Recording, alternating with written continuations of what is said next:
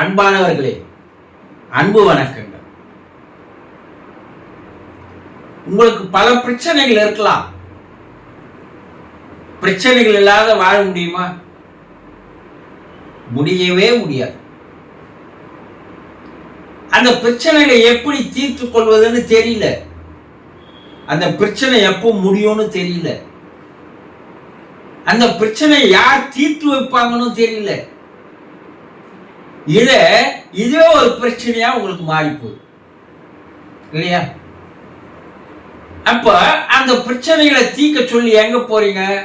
உங்களுக்கு பல பிரச்சனைகள். குடும்பத்துல பிரச்சனை, கணவன் மனைவிக்குள்ள பிரச்சனை, பிள்ளைகளுக்குள்ள பிரச்சனை, நண்பர்களுக்குள்ள பிரச்சனை, உறவினர்களுக்குள்ள பிரச்சனை, தொழில பிரச்சனை, அலுவலகத்துல பிரச்சனை. இப்படி ஒரு நாளைக்கு எவ்வளவு பிரச்சனைகளை நீங்கள் தேடிக்கொள்கிறீர்கள், சேர்த்துக் கொள்கிறீங்க பாருங்க. இப்போ பிரச்சனையே தான் வாழ்க்கையா இருக்குது. இந்த பிரச்சனையை எப்படி தீர்க்கிறதுன்னு தெரியல. அதனால எங்க போறீங்க? கழுத கட்டா குட்டி சவுதுன்னு சொல்ற மாதிரி நேரா கோயிலுக்கு தான் போறது இல்லையா? கோயில்ல போய் யாருக்கிட்ட முறையிடுறீங்க? இறைவன் கிட்ட முறையிடுறீங்க. அப்பா, என்ன இந்த பிரச்சனைல இருந்து காப்பாத்து. கடைசியா நம்ம போற ஒரு இடம் எங்க? அங்கதான் இறைவன் கிட்ட தான் நம்ம போறோம், தெய்வத்துக்கிட்ட தான் நம்ம போறோம் இல்லையா? அங்க போய் நம்முடைய பிரச்சனைகள் எல்லாம், குறைகள் எல்லாம் சொல்லி அதை தீர்த்து வைக்க சொல்லி யார்கிட்ட கேட்கிறோம்? இறைவன் கிட்ட கேட்கிறோம் இல்லையா? சரி, அந்த இறைவனை நேரில் பார்த்துருக்கிறீங்களா? எந்த இறைவனாவது, நீங்கள் வணங்குகின்ற எந்த இறைவனாவது நீங்க நேரில் பார்த்துருக்கிறீங்களா? பேசியிருக்கிறீங்களா? கிடையவே கிடையாது. நீங்களும் பார்க்கல, உங்க அப்பா அம்மாவும் பார்க்கல, அவங்க அப்பா அம்மாவும் பார்க்கல, முப்பாட்டியும் பார்க்கல.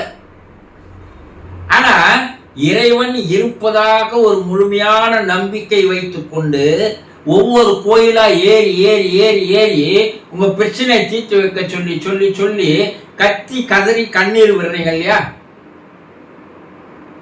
இதுல பல பேர் ஜோசிக்காரங்க நம்பி கெட்டு போறான். உன் பிரச்சனை தீர்க்கறதுக்கு உனக்கு தான் வழி தெரியுமே தவிர வேறு ஒருவரால் உன் பிரச்சனையை தீர்த்து வைக்க முடியாது. அப்ப யாரால தீர்த்து வைக்க முடியும்? உங்கள் குடும்பத்தில் யாராவது தாயோ தகப்பனோ இறந்திருந்தால், அல்லது கணவனோ மனைவியோ இறந்திருந்தால், அந்த இறந்து போனவர்கள் நம்ம என்ன சொல்றோம்? தெய்வத்திடம் சின்ன போயிட்டாரு, கடவுளிடம் போயிட்டாரு, தெய்வமா மாறிட்டாரு சொல்றோமா இல்லையா?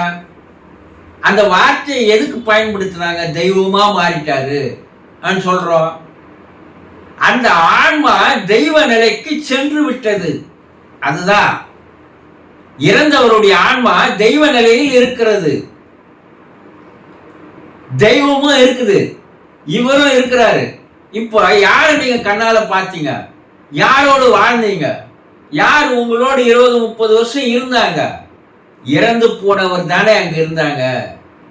அவங்களதான் நீங்க பார்த்தீங்க, பேசுனீங்க, செய்தீங்க, எல்லாம் பழகினீங்க இல்லையா? அப்போ கண்ணால் பார்த்த கடவுள் இறந்து போனவர், அவர் இப்ப தெய்வ நிலையில இருக்கிறார்.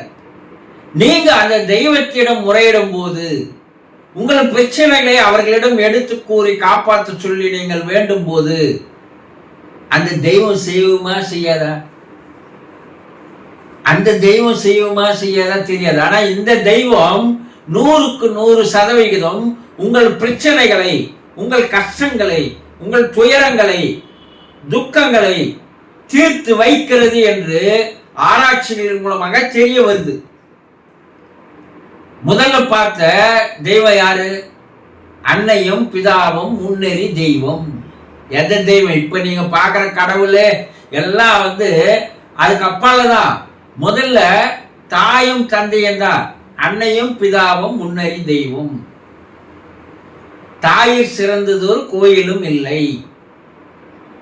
காலங்காலமா எவ்வளோ கஷ்டப்பட்டு கத்தி கதறி இதெல்லாம் உங்களுக்கு இருக்கிற உண்மையை எடுத்து சொல்லிட்டு போயிருக்கிறாங்க. ஆனா நம்ம அதை பின்பற்றோமா? உங்க அப்பாவா அம்மாவா வாழ்ந்து வருவாரு, ஆனா அவருக்குள்ள இருக்கிற ஆன்மா தெய்வ நிலையில இருந்தது. உங்களுக்குள்ள இருக்கிற ஆன்மாவும் இப்ப தெய்வ நிலையில இருக்குது. ஆனா நமக்குள்ள இருக்கிற ஆன்மா தெய்வத்தன்மை உடையது என்பது நம்மளால புரிஞ்சிக்க முடியல, அதை தெரிஞ்சிக்க முடியல. ஆனா அவங்க கிட்ட இருக்கிற அப்பா அம்மா உடம்புல இருக்கிற ஆன்மாவும் தெய்வ நிலையில தான் இருந்தது. அவர்கள் இறந்து போனதை இப்ப அந்த ஆன்மா தெய்வ நிலையில இருக்குது. கண்ணால் கண்ட அந்த கடவுள் இப்போ தெய்வ நிலையில் இருக்கிறாங்க. இப்போ உங்களுடைய பலவீனம் என்ன, உங்களுடைய பலம் என்ன, உங்களுடைய ஆசா பாசங்கள் என்ன, உங்களுடைய குணநலன்கள் என்ன, எல்லாம் யாருக்கு தெரியும்? அச்சுப்படியா இறந்து போன அந்த ஆன்மாவுக்கு தெரியும் இல்லையா?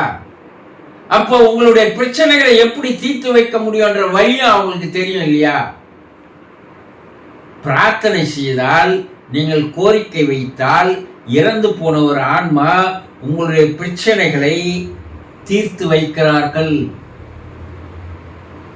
அதை முழுமையாக நீங்க நம்பி செய்தீங்கன்னா உங்களுக்கு ஏற்படக்கூடிய பிரச்சனைகளை இறந்த ஒரு ஆன்மா தெய்வ நிலையில் இருந்து உங்களை நன்றாக புரிந்து கொண்டிருக்கின்ற காரணத்தினால் உங்கள் பிரச்சனைகளுக்கு ஒரு தீர்வை தருகிறார்கள். அந்த பிரச்சனை தீர ஒரு சூழ்நிலையை, வாய்ப்பை, சந்தர்ப்பத்தை அவர்கள் ஏற்படுத்தி தருகிறார்கள். அவர்கள் உங்களோடவே இருக்கிறார்கள். அதை நன்றாக புரிந்து கொண்டால் நீங்க வேற யார்கிட்டையும் போய் உங்க பிரச்சனையை சொல்ல வேண்டிய அவசியம் இல்லை. தெரிந்து கொண்டீர்களா? சந்தோஷம்.